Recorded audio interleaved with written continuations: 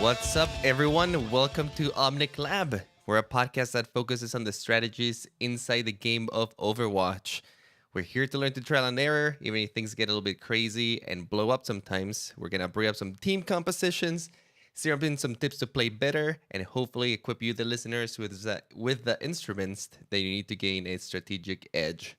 I'm your host, Andres, aka I Play Games, and today I'm taking Rob's spot because he's cut up over in Japan with a bunch of typhoons, rains, and landslides. He's safe and he's okay, but he had to evacuate and get himself to safety. So no Rob this week, but I'm sure we'll have it next week. In his place, though, we have a returning guest, Switch from Omnic Meta, here to talk about the new endorsement system, the new private profiles, or first impressions on the new hero, the high-octane mech-driving hamster we call the Hammond.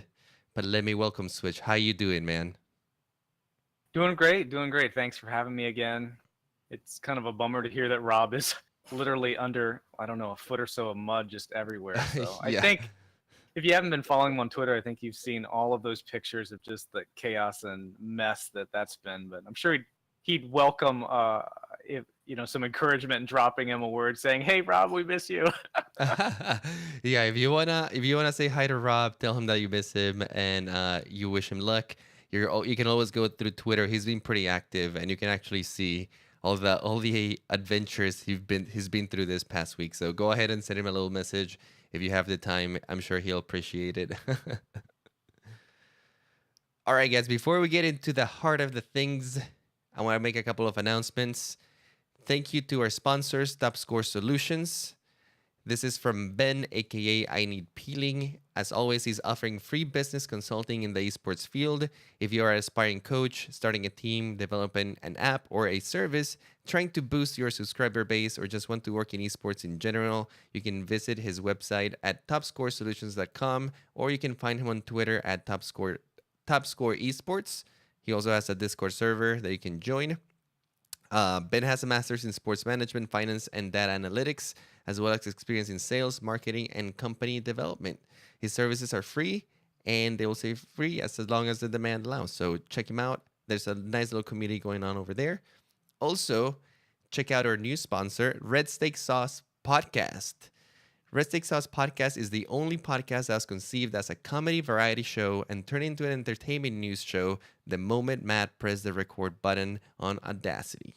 Join Matt Ryan as they navigate through the briny, oversaturated depths of gaming, movies, and other miscellaneous entertainment news, while occasionally messing around with Lego stuff that Matt leaves lying around. Check him out on iTunes, Stitcher, Pocket Cast, or SoundCloud over at redsteaksauce.net. Check out the podcast. Really great guys and awesome little community members in our Discord as well. All right, Switch. Time to talk about the good stuff. I know that recently you've published a little article on omnicmeta.com regarding all of the private career profiles, endorsements, all this sort of stuff. And I know you got your opinion on all of this. So I'm going to pass it to you to talk a little bit about your new findings and how the new endorsement system is working out. Great. Yeah. So you guys are probably very familiar with these new social features that Blizzard have added. There's basically kind of three big social features. One that I think everybody really likes is looking for game.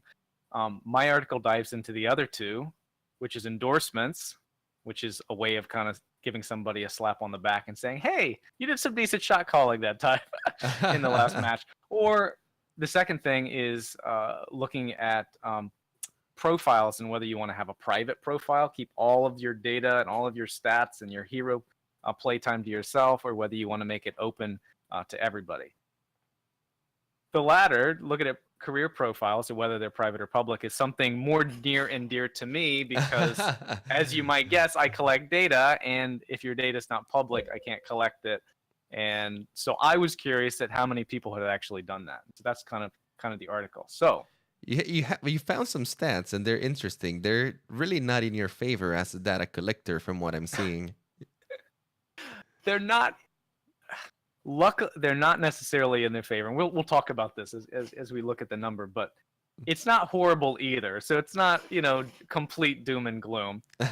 Let me be a bit of an evangelist and strongly encourage you, if you're listening, to, if you don't need, keep it private if you want, definitely. If you want to help me out, and if you want to be able to look up your stats on other sites like Overbuff, Master Overwatch, any of these other stats, you'll want to make your profile public. One thing a lot of people are not familiar with is that that the default is that it's friends only. So there's 3 settings: private, friends only, and public. If it's friends only, the stat sites, etc., cannot see it. Anyone in your group who's not a friend cannot see it. That's the default. So if you want to change this, if you want to let other people see what it is, you can go into the game options, social, and it's the second thing down, which basically says profile, career profile can be seen by, and I think it gives you the drop down list of friends only stuff. So if you want to change it's not super intuitive. You really have to go in and find the setting. You do. I mean, you could imagine that it might be nice to open your career profile and it just tell you that it's private, or you can change it right then and there. Yeah, you really have to go to an obscure part of the settings. I guess it actually does. I think it does say on the profile whether it's public or private or not, but you can't change it from there. You have to go into options. You have to go social, into the things. All right. So, moment of truth. I've got roughly about 500,000 active players that I track across competitive and casual, so like quick play. Mm-hmm. And if you go to the article that I published last week, out of all the players, quick play or the casual players and competitive, 12% have set their profiles to public. So that's the number, 12%. Only 12% of everyone that you track. 1 in 8. And that's already a fraction of all of the Overwatch population, right? Because you're only tracking the people who have been able to or log into your service, right? Yeah, that's right. It's just a fraction. So it's just a few 100,000 people. For me, that's plenty to be able to collect data, but it does show something kind of interesting, that about 1 in 8 have decided that it's fine. If we isolate that to just the competitive players, it's 16%, so it's 1 in 6. So I was looking and playing quite a few games over the past week, and I would just check everybody. Just check and see who's public, who's private. And yeah, there are definitely, anecdotally, just going in, a lot of people are private still.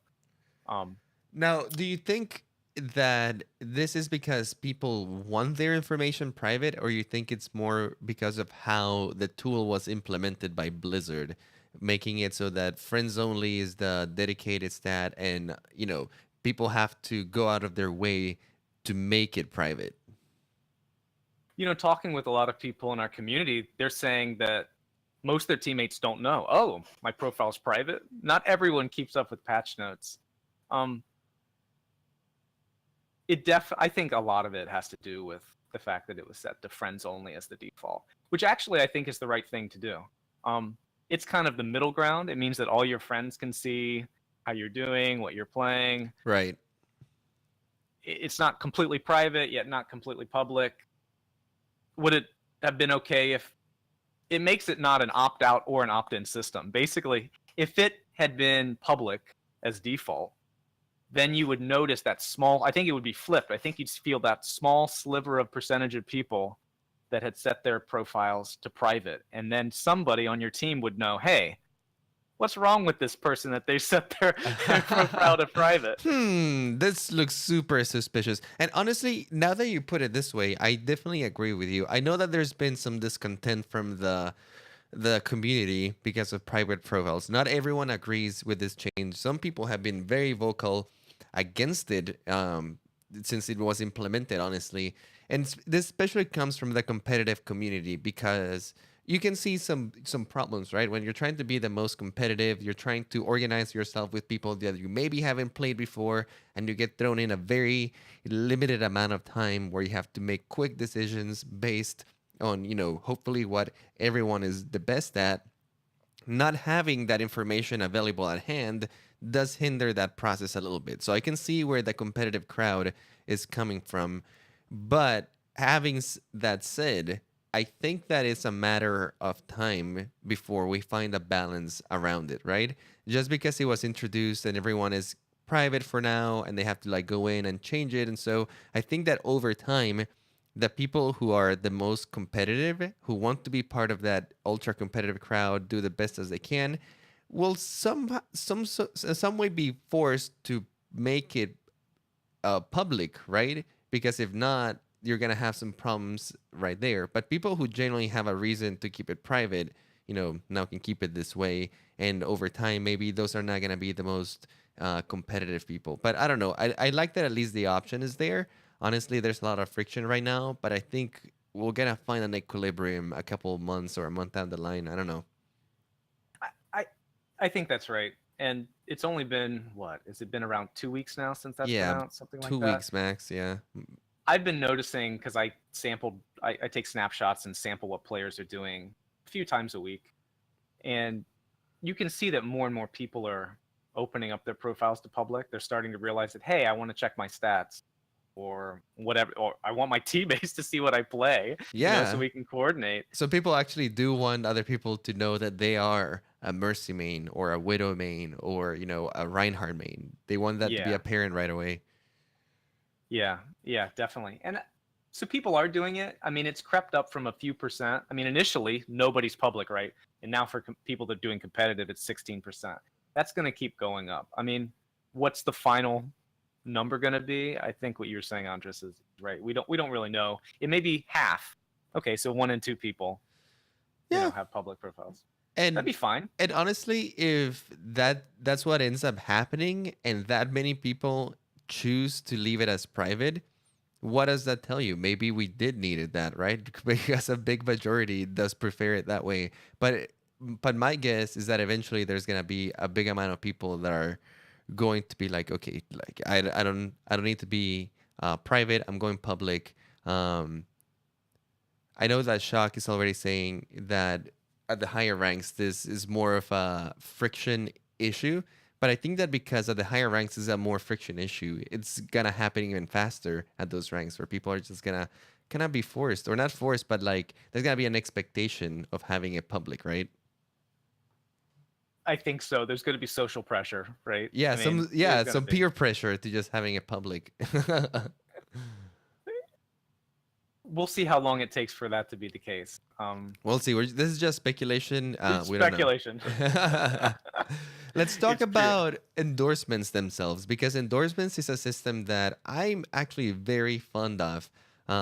When we think about the community and trying to improve the quality of the games and based on the people who are playing, punishing bad behavior usually is the thing that comes first to mind, right? Like if somebody's doing something wrong, how do we shun them away? How do we punish them? And how do we find a way to not play with them again? I think that's the natural jerk reaction that most people have. But honestly, I really like this other approach. It's the complete opposite. Instead of trying to find the people who are making the games really horrible, why don't we find the people who are making the games good and enjoyable and are making people want to come back and play with them?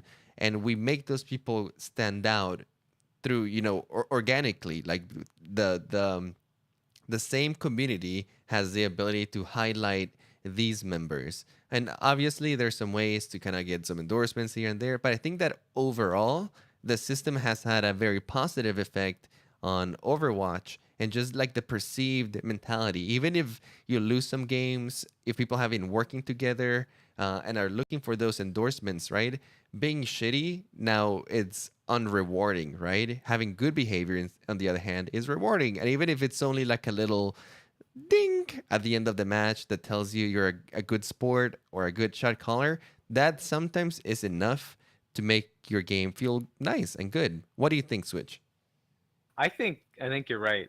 I think this is kind of a new system that they put in, right? And the goal is to positive reinforcement. We want to reward people with a slap on the back. Right now, from what I remember, there's no really real rewards, right? It's not like they're going to give you in-game loot. You're not going to get special skins. You're not going to get a gold star on your profile outside of the little number.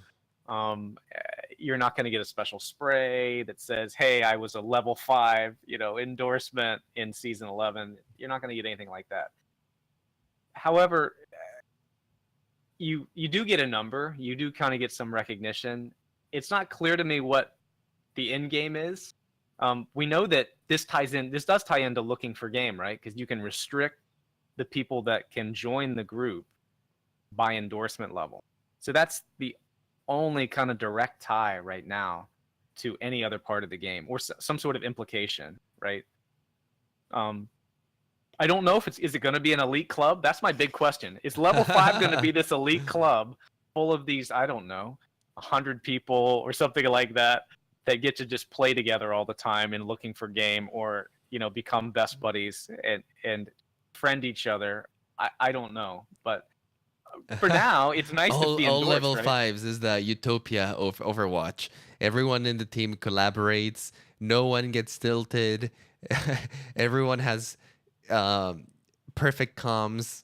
I'm just kidding. That's probably never going to happen. Basically, or none of them have, or they have like no comms at all because they're the ones that didn't get, they're not the shot caller endorsement, Oh yeah, they're all level good 5. They're sports. just the good sportsmen. Level 5. They'll switch on a whim as soon as you ask them. Yeah, basically.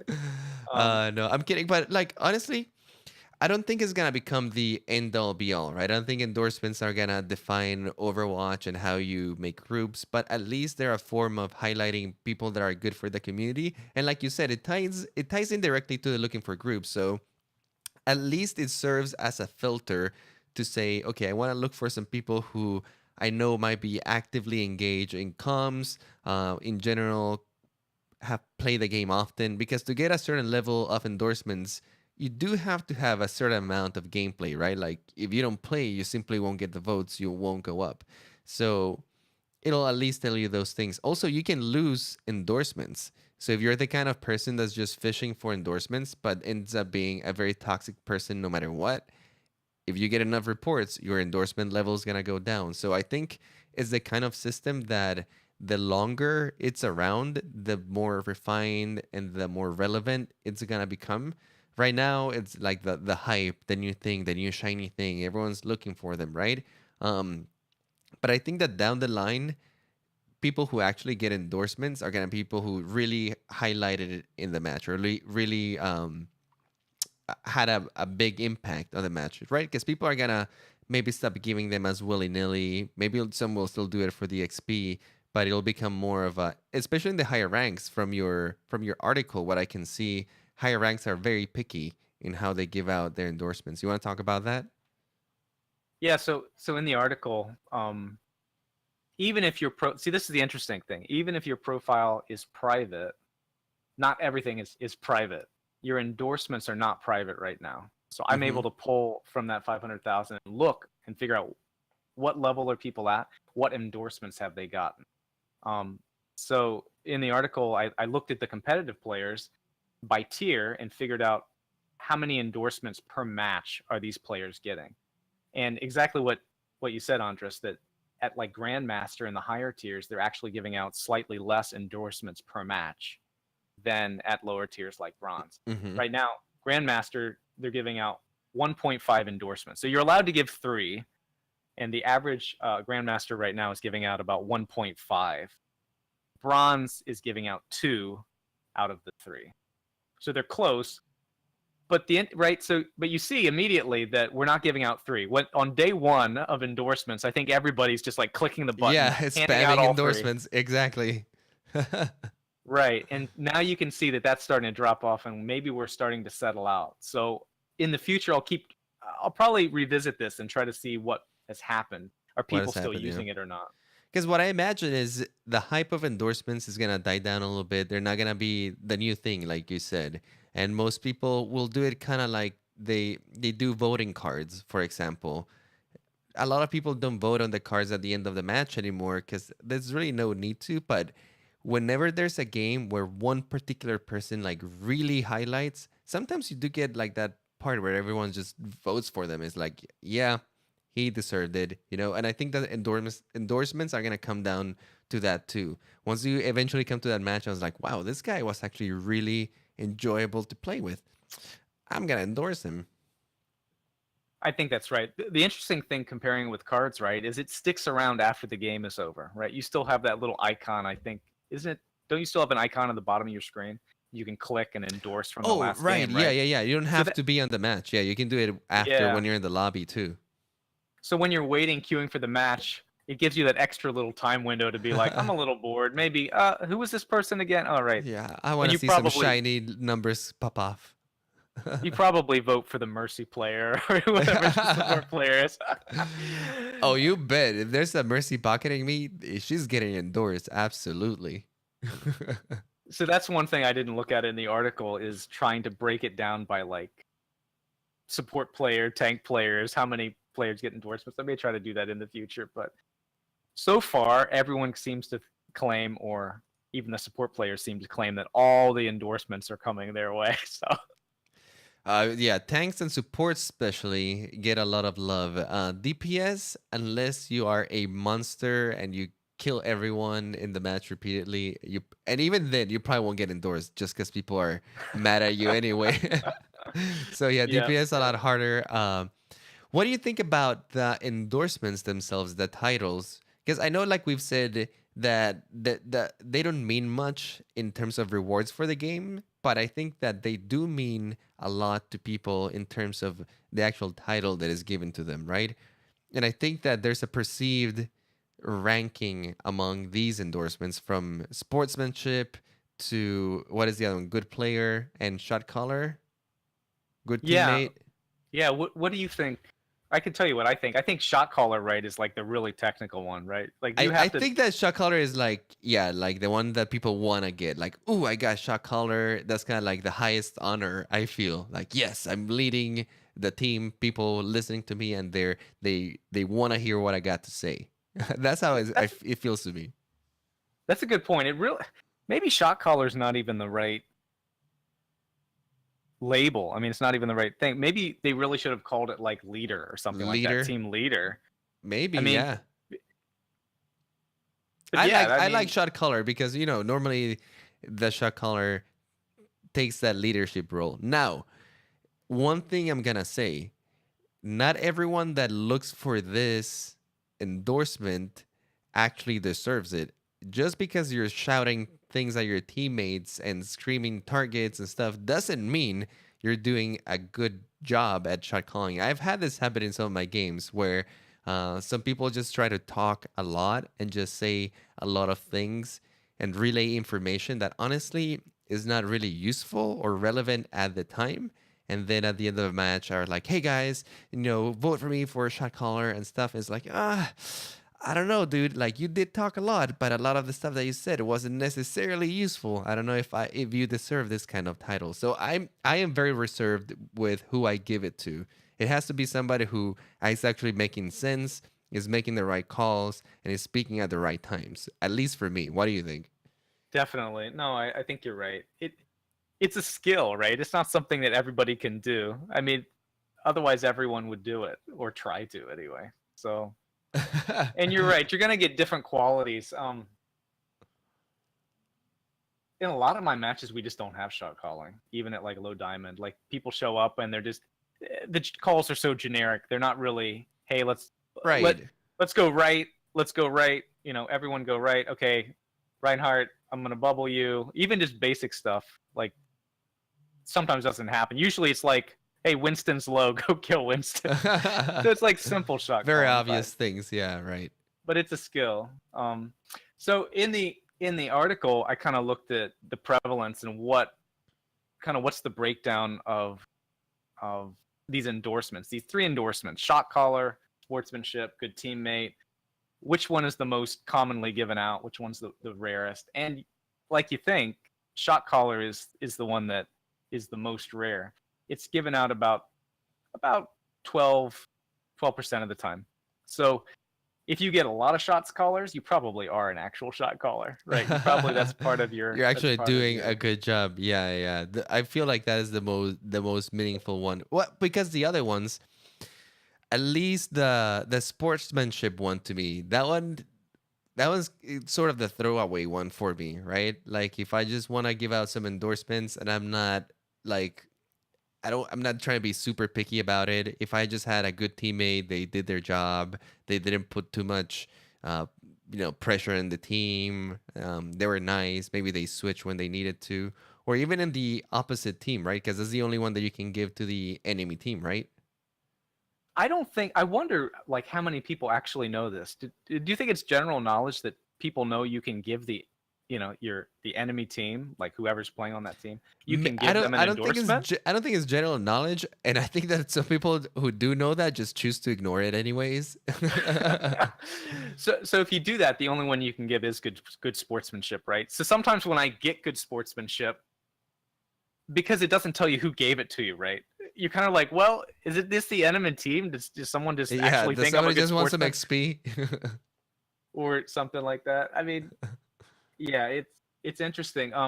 So that actually means, to finish up the thought, a lot of people don't know that, which means that if you're trying for the achievement, which I don't think is an official Blizzard achievement, you can get 11 maximum endorsements in a match. So see how close you can get to that. Man, You can I'm get not all the anywhere enemy to vote close. for you.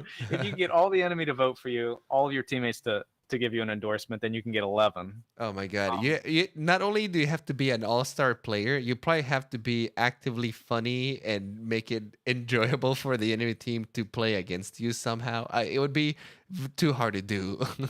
it would be hard to do. It would be hard to do. I'm waiting for the Reddit post that shows that they got like 11 endorsements or something like that. Yeah, But it would have to I be won't hold like my breath. like a streamer or something that joins like a diamond game and just Okay. play something really Yeah. funny or something. It's got to be Seagull, right? So everyone Yeah, just gives him Seagull's the the only combination. one with the potential. Basically. So, like I was saying, so 12% shot caller. It turns out that's actually more common in Grandmaster, which I thought was interesting. That it's closer to like 18%.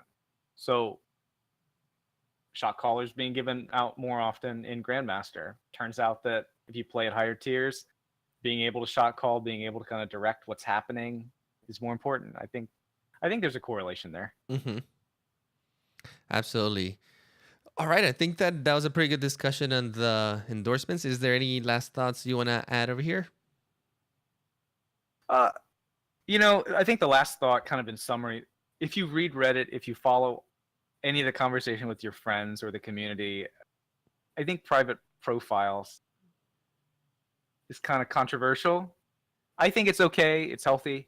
The endorsements, I think, is a kind of a question mark. Like you said, Andres, we'll have to see how people use it in the future. Do people keep using it? Does it kind of settle out? Um, I think it's good. I think it's good to get recognition. If you want, being able to get slapped on the back and told that you're a good teammate might help you keep you from tilting. Who knows? So I think it's a good. These are good additions to the game for sure. I think so. I think that as far as systems goes, is rather like you said, just pat somebody on the back than slap him on the wrist. I think that it just in general has a more positive connotation. It's nice to be able to see who are your most valuable players and community members, highlight those people, and give an incentive for people to be nice to each other, honestly, because you feel like you're getting rewarded with systems like this. Like we said, even if you finish a game with somebody really toxic, if you're able to, keep your cool and still be that nice person that you are, work for the team, at the end you have a chance to get rewarded for it.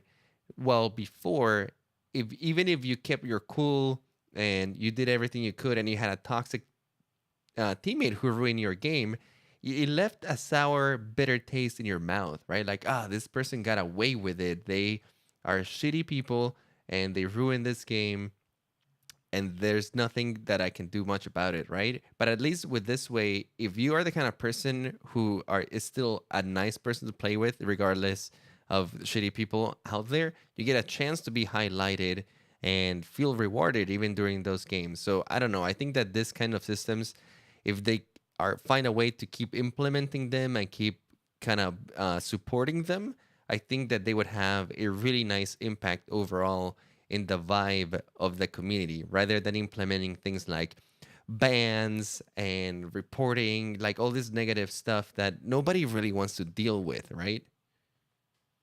It's easier to be a bad person than a good person, right? So we should try to reward the people doing good stuff. Yes, totally agreed.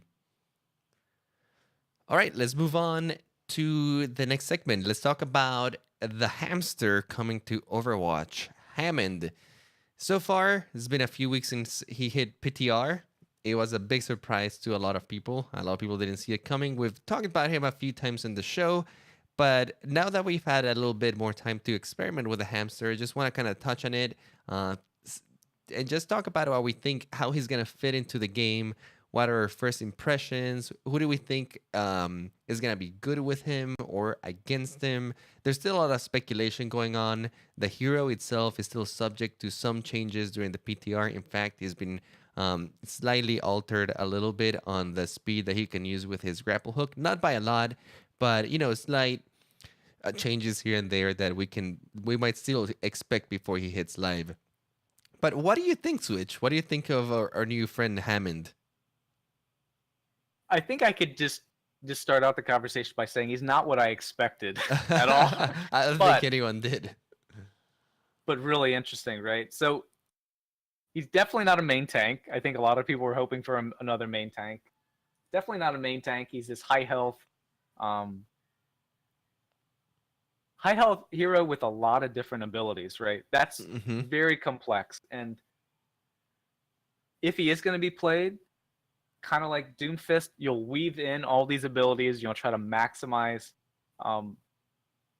using all of them to disrupt the team, do damage, and just harass people and annoy people. Definitely.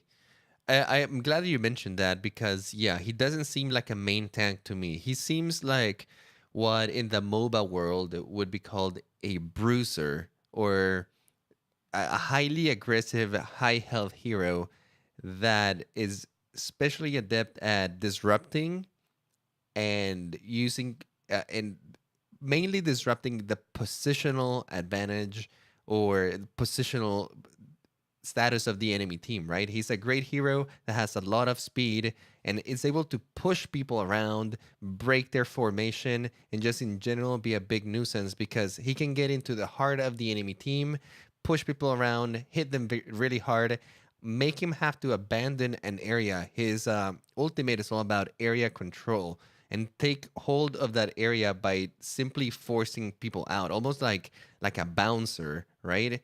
Like I don't want you to be here. I'm gonna throw you out, and then the ability to move really fast around the map, even just accelerates that ability for him. So that's kind of the type of hero that it feels like they're aiming for, in my eyes. I've heard a lot of people say that they're unsatisfied with his damage. It's hard to know what they mean by that, right? Because he has a lot of different abilities. So his primary fire, just his weapon. So he comes out of ball mode. He's just kind of walking around shooting people. Maybe that doesn't feel super amazing. However, it's got some interesting things, right? First, it's hit scan, which makes him the first. Diva's hit scan, but has really bad fall off. So he's the first. He's the first hero that really can shoot kind of from a distance and do a little bit of damage. I think first tank. Yeah, for a tank. So that makes him kind of interesting. I've been playing around just with his kit, just in the training range, trying to get a feel. And his gun feels kind of like soldiers. You hold it down for about a second, then it starts to spread. Otherwise, it's like a perfect hit scan, so you don't have any spread if you kind of do some bursts of what you're firing. There's some ways to get damage out of him.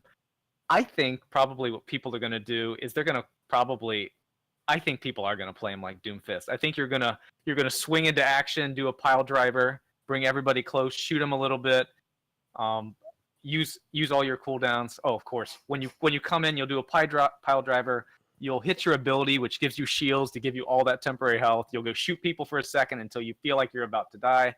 By then, your grapple's going to be off cooldown, and then you swing back out and roll out of sight. I feel like that could be viable. That's very disruptive. It's pretty complicated, even compared to Doomfist. It's very complicated. I like that you compare it to Doomfist because this is the type of hero that is not going to require a lot of like aiming mechanical skill from you. Obviously, the better you can aim, the more use you're gonna get of his guns. But it's a hero that is gonna emphasize how well can you manage the physics of Overwatch. Just like Doomfist, how well can you calculate and time falls and predict where people are going to be, position yourself so that you can get the most out of your abilities and your cooldowns.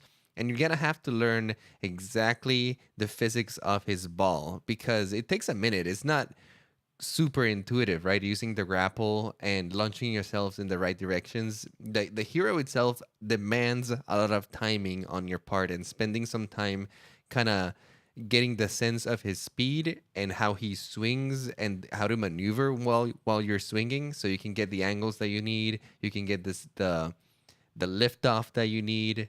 It's gonna take a minute for a lot of people, I think. So Andres, you played around with Hammond with Wrecking Ball. Is there one of his abilities or part of his kit that you find really hard? Because for me, using the grapple just seems like a complete mess. I never can hit anybody that I want to hit. For me, it's taking quite a minute to get used to it. At first, I felt like that. I felt I was just a slow moving ball that anybody could just shoot at all times. With slowly after playing it for a minute, I've been getting a little bit more used to it to the point where I can grapple myself and swing out things like constantly at the max speed. Like one of the coolest things that I like to do with him is, for example, in maps like Hanamura, where you have that central bell in point A.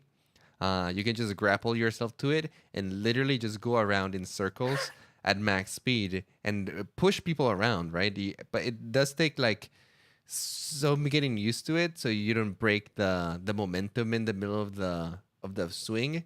Because what I've noticed is that once you're swinging, if you press forward, it'll move forward in the direction that you're looking at, right? So if you don't change your mouse to keep looking forward, you have to kind of like use your keys as if you're going forward, backwards, to the sides to keep that momentum, right? It's almost like you have to make a circle with your keys unless you're looking straight at where you want to go. It's kind of confusing. I'm sure some people are gonna get good with the movement itself, but yeah, without some practice, you're just gonna try to swing, and instead you're just gonna find yourself just hanging from the same spot while people are shooting at you. Yeah, I mean, there's going to be lots of places on maps, a good handful, that he's going to be able to have that infinite swing, just keep swinging around and around and around. And he's got 600 health plus his ability, right? He's going to be kind of annoying. He's going to be like a Mei in some kind of ways, just almost like stalling a point or just Stalling contesting. Stalling and It's kind of like a contesting, I stall, think, right? is gonna be a very good use of this hero. One, because I think he has the potential to have amazing rollouts from spawn. Like if you can find the right ways and the right path, it's kind of like Lucio in that sense, or Doomfist in that sense, where you can find paths to get to the point extremely quick, faster than any other hero. I think he has the potential for that. And not only that, once he gets to the point, he can keep that speed and all those movement pushing abilities almost like a Winston would, right? While he's on his ultimate. So I think that the ability for him to get to the point really fast and then push people around the point while keeping himself alive for a significant amount of time is definitely going to give him that ability to contest points, contest objectives, and just in general be a nuisance in that sense. I think so. How it turns out in practice, just after playing a PTR like quick play, right? Like you're not going to really get the full experience in what people are going to play in competitive. Now, one thing I would say about Hammond, though, is that because he's not a main tank, like Hugh said, it's going to be a tank that's going to be a little bit comp dependent. I think that this is not the type of tank that you're gonna wanna roll out into any situation because I particularly think that he's very weak against dive compositions, against Tracer, against Genji, even against Widowmaker. He's not the best. He has to be very close to where he wants to be, right? Like he wants to push people around, but any hero who has a lot of mobility can just avoid him quite easily a lot of the times. So I don't know if he's gonna be good against that, but he's gonna be really great against really death volley compositions, like those Brigitte, Reinhardt, or maybe Orisa compositions that like staying really close together and helping each other out, getting auras all around them. He can get in there, get max shields, push people around, not allow them to be close together or disrupt that synergy that they're gonna have in that area while being able to get out of there quite easily. So I think he's gonna shine there, but I don't think he's gonna shine against super mobile compositions. What do you think? I think you're right. If you look at his abilities, he wants enemies to be tightly packed together, right? I mean, that's where he's going to get the most utility out of his kit. If you have 6 enemies together, and you can basically generate shields, extra what, 600 shields or whatever. Mm-hmm. That's really strong. And he already If has a you- massive HP pool to start with. and he already has 600 health, right? Which I think 100 is armor. I So believe he so. already Yeah. has a big health pool. So I think you're right. I mean, he also has Pile Driver, which kind of draws people in closer, right? But they still have to be within a small radius. Like he'll have some value with just a handful of people being around. But you're right. In a regular dive comp that has, Winston, Diva, Genji, Tracer, kind of like the traditional dive, he's probably not going to be as good. But it's hard to tell. Interestingly, Unless you're right? amazing with your movement and can actually swing into Genji's midair and then shoot at them. I don't know. You have to be a He, super skilled Hammond player to even keep up. So what I think is interesting, so I went in the training range and his gun, so he can headshot with his gun. He can do about 120 DPS, which is about the same as a lot of the other heroes. However, his reload is very long. So that turns it into about 80 DPS, which is very low. Mm-hmm. So imagine you're trying to fight a tracer who has 3 blinks. You're going to have to reload and you're probably just going to get melted by this tracer. Same as Genji, just jumps over your head. You got to track, this flying ninja, and you're not Yeah. going to be able to do it. Now, I will say it's not like Genji and Tracer are particularly amazing at killing Hammond. It's almost one of those matchups where both people sort of want to ignore each other because neither of them is ultra effective against each other. Like Hammond still has quite a bit amount of HP. Genji and Tracer can keep up with him, so I'm sure that skilled Tracers and Genjis, will be able to kill him fairly often. But at the same time, I think that Genjis and Tracers are gonna have higher priority targets than Hammond. But because of this, is one of those heroes that is just not gonna be attractive against those compositions, right? It's just like he's kind of very lukewarm. He's not gonna provide a lot of value against those heroes. I think that Divas or Winstons are still gonna be a better pick against them in the tank department, at least. You're probably right. One thing I do find kind of interesting, right, is we had dive team compositions. Then they did a couple of things, right? They buffed Hanzo. They introduced Brigitte, who's supposed to disrupt dive, and then kind of created this death ball style meta. And then now they're going to introduce Hammond, who's actually pretty good against death ball, but like we've kind of discussed, maybe weak against dive or like high mobility heroes. So this rock paper scissors, I think, is actually pretty healthy for the game if it turns out to be the case. Because now you potentially have the ability to make hero swaps. Of course, they'll always be the strongest heroes and the best meta. Yeah, But still, it honestly does seem a very deliberate hero addition, right? It's a direct answer or a direct tool to play against Brigittas. It doesn't necessarily mean that it's gonna completely outshine Brigittas, But I do think that at least it gives players another tool to be like, okay, they're playing very death poly. What's good against that? Let's break their synergy. Let's disrupt them. Let's not allow them to be close to each other. Hammond is a type of hero that can allow them to do that. Even his ultimate, right? Like if you just put it on the point, team compositions that have to fight at close range, that have to stick together, are going to be really affected by his ultimate compared to team compositions that have a lot of range or mobility and can just get out of the mines quite easily, right? Or play around them like a tracer could. That being said, though, I think that they know the potential these heroes have to disrupt the meta. They saw what happened with Brigitte, and I think that this time around they have a small contingency plan that doesn't require them to just create another hero right off the bat. And by that, I'm talking about Sombra. I think personally that they're trying to make Sombra a good counter against Wrecking Ball. One of the things that can really mess up Wrecking Ball, same as a Doomfist, is hacking him. Because a lot of the juice that you can get from him depends on your movement and your abilities to be able to get that movement. The second you take that away from him, he becomes a very bad hero, honestly. Very slow, huge frames, though it is very easy to shoot. And like you said, his weapons are not necessarily like the most impressive things, right? You're not picking Hammond because of his guns. You're picking him because of his movement abilities. Yeah, I think I think you're right. I Having Sombra around, having a hero that can hack and disable abilities in a game where a lot of the initial heroes you look at like Soldier or McCree, even Farah, they weren't really ability heavy, but now a lot of the new heroes have a lot of abilities. That's kind of just the nature of having kind of a first person shooter that has MOBA elements, right? Mm-hmm. So having Sombra around lets you introduce these heroes that might be kind of questionable. You don't know what the impact is going to be, and still gives you, like you said, maybe a contingency plan to deal with it. Right. The team still has a tool, much like maybe you're bringing Hammond to help you deal with a Brigitte and their style.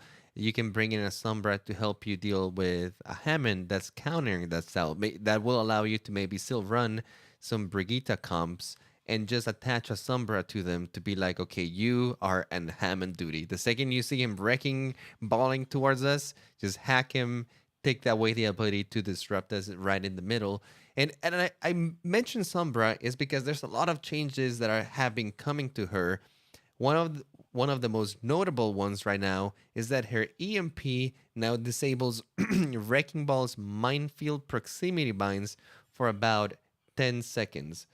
So the magic of that ultimate is that you can come in real fast, put in your mines probably straight on the point or the payload, and force the enemy team to have to get out of there immediately, right? But Sombra can now buy you 10 seconds after these mines have been deployed for your team to actually hang out on the point and fight, allowing team compositions that carry Brigittas or Reinhardts or Orissas to not care about the minefield and still contest the point, win the battle, and then deal with the mines later.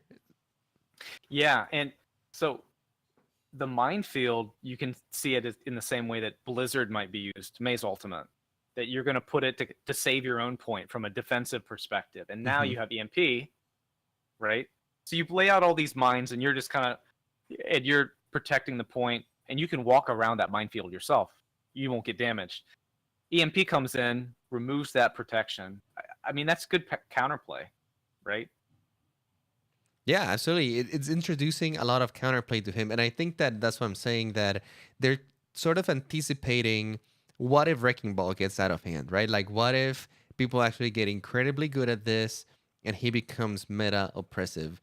At least we have a hero that has direct counters to his abilities, and I like that they're using Sombra. Right, Sombra right now is one of the most underutilized heroes, and it's mostly because she's very niche. Right, she's not a carry DPS. She's more of a toolkit DPS. And the more that they're changing her, they're making her more into this scout slash disruptor as well. Not as Wrecking Ball. Wrecking Ball to me is a space disruptor, right? Positioning disruptor. Sombra, on the other hand, is more of an individual disruptor. I'm gonna pick somebody and I'm gonna disable what makes them good for about, I don't know, 4 or 5 seconds, 6 seconds, for as long as hack lasts. So it's very targeted, and I think they're giving her the tools to be able to deal with Hammonds if they get out of hand. Yeah, and both of these heroes, a lot of the heroes can play both defensive and offensive, right? So you can imagine your support or your backline, you get dove. It's interesting that that even Wrecking Ball, even Hammond can kind of play in the background a little bit. I mean, he has knockback, he has pile driver, he can kind of do some disruption to protect, not necessarily as a great peeler, but as a possible peeler. Much like some of the other tanks, like even Diva can do a good job of peeling, or of course even Winston can do a good job of peeling, and Sombra can kind of do the same. So she can play in the back line. Hammond comes in, hacks him. She doesn't have to play on the other side on the offensive. She doesn't have to be hacking the enemy Ryan. She can Right. play both sides inside out. And Dive comes in, you can hack. Now Hammond's dead. Now it's a 6v5. Time to push in. Absolutely. Hammond is going to be one of those heroes that it's an initiator, right? He's the type of guy that can just launch himself into the middle of the things and be okay because he has the tools to survive and get out before people are getting to kill him. So he's particularly good at being the first hero to go through the choke or engage the enemy team, fall on them, create some sort of disruption, right? But because of this, it makes him quite vulnerable. If he's the one initiating the fight, he's coming falling from the sky or swinging from other sides, and the Sombra is looking out for him. The second the Sombra sees him, she can hack him, and now Hammond will probably be in a very risky, overcommitted position with no way of getting out. So I think it's particularly good against him, but we'll still have to see how Hammond actually gets played, and if his disruption is actually good enough to go against the Brigitte Combs, the Saria, and Hanzo meta that's kind of going around right now. He definitely has got to take a slot from somebody. So who's it gonna be? Who's it gonna be? We said that he's not a main tank. I think that I even wonder how maybe we're gonna replace Zarya with him. I don't know. Maybe. It might be interesting. I don't know. There's a lot of what ifs right now. I think that he's gonna blend well with heroes that can protect him. I think that he would actually work well with Azaria itself. I think that heroes that can have the ability to heal him remotely, like Zenyatta or Mercy, that can follow him around, even Anna that can just shoot him as he's swinging all over the place, can be quite effective with him. Nano is not super impressive with Hammond. I've had nanos on me, and honestly, you don't hit too hard when you're doing Wrecking Ball, and the damage is very staggered, so it's not like you're doing a ton of sustained damage with it. His guns can be okay, but I definitely think there's many better targets for Nano than him. So Anna might be good with him for heals, but I don't think the synergizes too well with the Nano boost. Yeah, I think you're right. I think Anna could be pretty good. So maybe triple tank. I mean, there's a couple of options there. I could see him playing well with a Winston too that can kind of follow up with him. You know, Hammond can initiate, Winston can fall right behind him, put down the shield. Both very good at disrupting. That could work. Diva might be okay. She can keep the Matrix behind him, but I don't know. He seems like he's going to be kind of inconsistent, put out damage, unless you get really good. To be honest, what I could really see him is being played in dive as a disruptor tank in dive to allow space for the Tracer or the Genji to actually get in there and get some targets. If he's getting in there, pushing people around and not allowing Brigitte to move too freely, Winston's also in there, kind of coming in to help.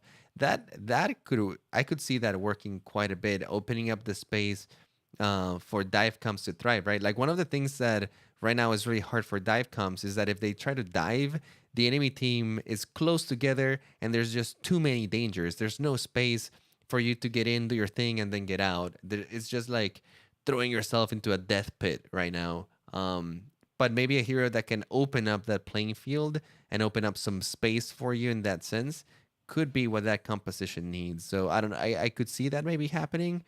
I'd be really interested in what our audience actually thinks about it. If you have had any thoughts on what Hammond could fit in, what heroes you think is gonna synergize, please write us at Discord or send us a little message.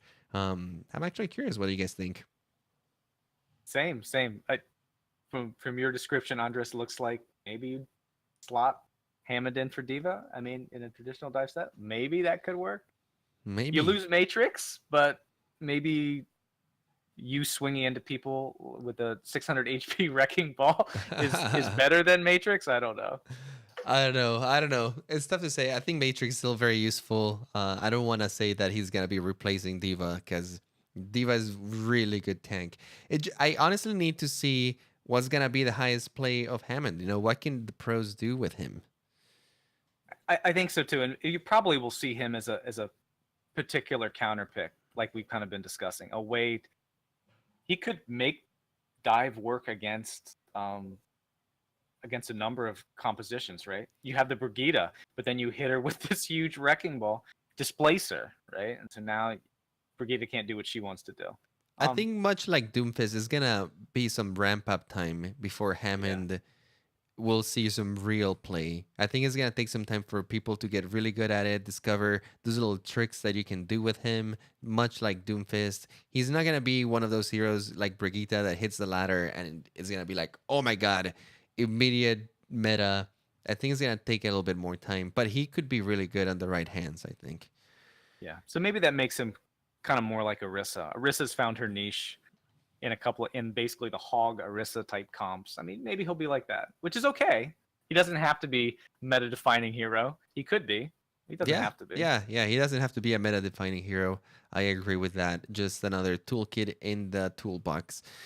All right, before we close out the show, I did wanted to mention a couple of news, or just one news in particular. Symmetra has now hit the competitive ladder, and it's been it's been really interesting, honestly, seeing what's happening. I've been mostly watching Seagull do the stream. If you guys haven't had a chance to check that out, make sure you do because it's actually pretty entertaining. And the way that he's playing Symmetra is I could see that style catching on and people refining on it. It's very interesting the way that he uses it. There's so many uses to the teleporter that even him has had trouble during the matches. Like, oh man, I could have used teleporter there. Oh, I could have used teleporter here. There's just so much utility that you can get from that, from teleporting out of Zarya Gravitons, for example, to just placing a teleporter behind your Rhine shield, behind the enemy's Rhine shield, and teleporting back and forth, causing a ton of confusion and giving you this crazy mobility in a small confined space. The you can teleport your turrets as well. You can just place them on the ground and then place your teleporter right on top of them and immediately teleport three death turrets in the back line or in the middle of the enemy team. So I've seen him use that as well. It's pretty creative. Just in general, tons of like crazy tricks. Have you seen anything that caught your eye, Switch? One thing I noticed in watching Seagull, it's Symmetra. I never thought of Symmetra as being a high-paced hero that's always in the action doing stuff. I always see her as kind of just running in, hopefully locking on with the beam. But this new kit, Seagull, is just everywhere. He's just teleporting in and out of fights, and he's constantly firing his alt fire. Yes, I would say he definitely prioritizes his alternate fire over the beam. He'll use the beam when he's really up close and wants to finish the target off, but for the most part, he's using the orbs that Symmetra shoots to target people. Just because the orb now is actually really good. The travel speed and the damage is super solid. It doesn't take you that long to load, so the consistency of her actual orb has increased like really by a ton. Yeah, and the other thing that I've noticed that he does is, he'll use the ultimate, which is the 5,000 HP barrier that splits the map. He'll use it just so he can weave in between and really go and save his, extend his life, help his team. He never sets it up as just like a wall in front of himself. It's always set up so he can weave back and forth with his team to basically fight on the point, on the payload to basically try to, get a wipe. Yeah, the wall itself has been more useful than I initially thought. It acts as this massive shield anywhere on the map. Just divide, you can divide any open point using this wall, and like you said, you can just weave in between. If the enemy team is on the other side and crosses the shield, you just go to the other side of the shield and keep avoiding their bullets. And it's an incredible tool to contest the point. Like as long as your movement and your awareness is good, you can dodge so much damage in places where you shouldn't be dodging damage. That is, it's amazing to contest the point, to attack the point, to defend it. He basically uses it almost on cooldown every time he has it on the point, just to divide the point in half somehow and allow his teammates to be there. Yep. I think the takeaway for me is that if you thought that Symmetra was just a low skill hero before, wow, things have changed quite a bit. Yeah, definitely. You can use, yeah, she's very interesting because her toolkit is very unique. No other hero provides what she provides, and her damage output is very decent right now. So I think that she's gonna become one of the more creative heroes just because of the way that she can interact with terrain and allow other people to interact with the terrain. Um, and the teleporter just feels so responsive, right? Like I've seen him place him on opposite ends of the point and literally teleport behind the enemy team, shoot one orb, teleport immediately back. Load the orb, teleport, shoot it, and teleport back. And done this like 3 times in a row, so that he can put himself in the most dangerous positions and then get out of there super quick. But because he can get into the middle of the enemy team and just throw out those huge damaging orbs, he can get some sneaky kills on the back line in this really creative way. I don't know. It's very interesting. I'm excited to kind of try her out. I'm a little bit intimidated, to be honest, because the teleporter is like the key part of her kit, definitely. And you want to be an expert and be able to communicate with your team how to use it, I think. Otherwise, she's Absolutely. kind of like a spam hero, kind of Very like spammy. Junkrat. You're going to be firing a lot of secondary fire, looks like, uh, and you're going to be again using your sentries in the same way. You're going to kind of intelligently place them that way. You can kind of set traps for the enemy team. But being able to use teleporter is the huge advantage with her. And Yeah, getting the juice out of your teleport is gonna be the name of the game with Symmetra. And just like you said, getting the most out of it does require a little bit of communication. Or unless you have played with the same people for so long that they just know exactly what you want to do, but for the most part that never happens. So some or a little bit of communication is gonna be needed to get the most out of it. But I can already see huge benefits to heroes like Reinhardt, Orisa, Bastion, um, McCree, any of the heroes that don't have a lot of vertical mobility or ways to close big gaps in space can benefit hugely because as long as your Symmetra is placing the teleporters in the right place, these heroes now can get to places they had never been able to get before very easily. yeah, I think it's. I don't know if I feel like I could speculate on what her place in the meta will be. She may stay a niche hero, but like I said, she's an exciting hero to play now for sure. For sure, for sure. All right. Go check out Siegel. Check out his shenanigans. It's really fun. He is really evolving the Symmetra style a little bit right now. I'm sure that we'll see even crazier things as the week evolves and the month evolves because now she's going to be in comp. So we're going to see the most Symmetra we've seen in a minute now. I'm excited though. We'll see what happens. All right, guys, that's going to bring us to the end of the show. I do want to thank all of our diamond patrons for sponsoring us at the highest level. You guys are super awesome. If you want to sponsor us just like they do, you can always go to patreon.com/omniclab and choose your pledge. It helps us quite a bit. It allows us to go to events like BlizzCon, upgrade the rig, pay for services, like hosting services, websites, all the stuff that is required to run the podcast.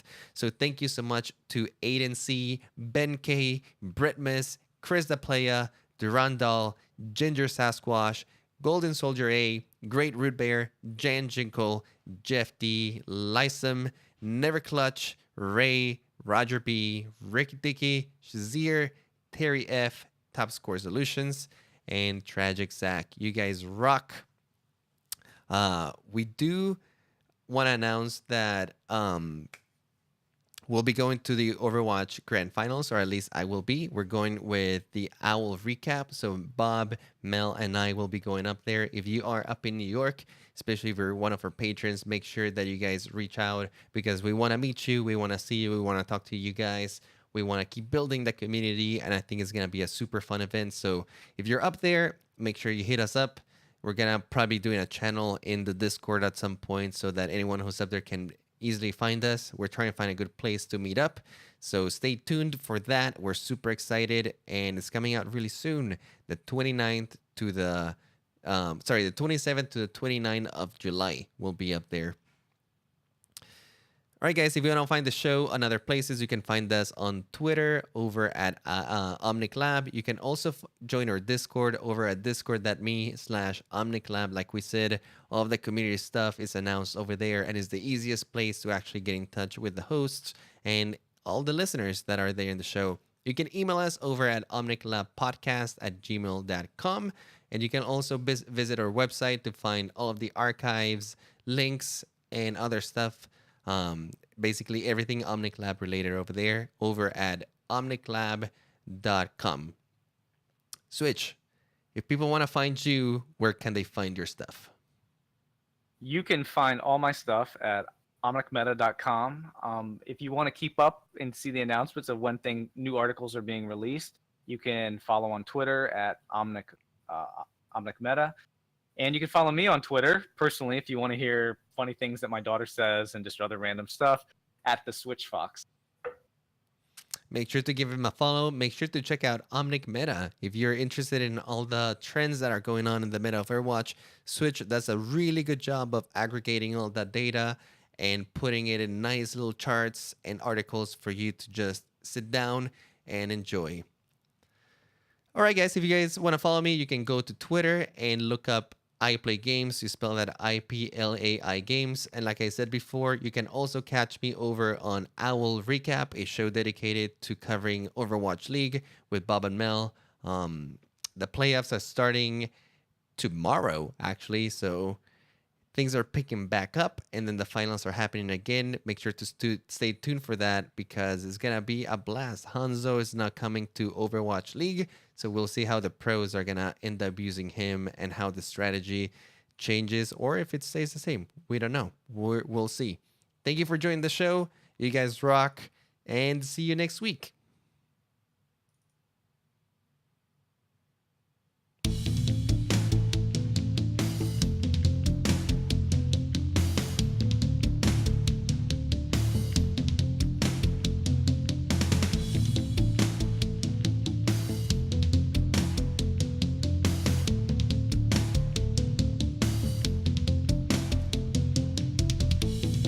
Everyone in the chat, Dano, Shock.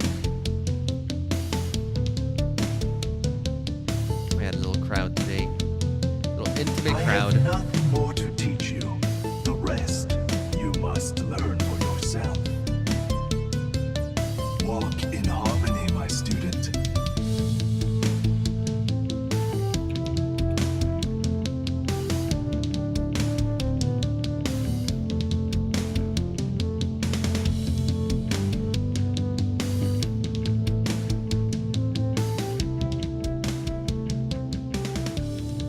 Bye, guys.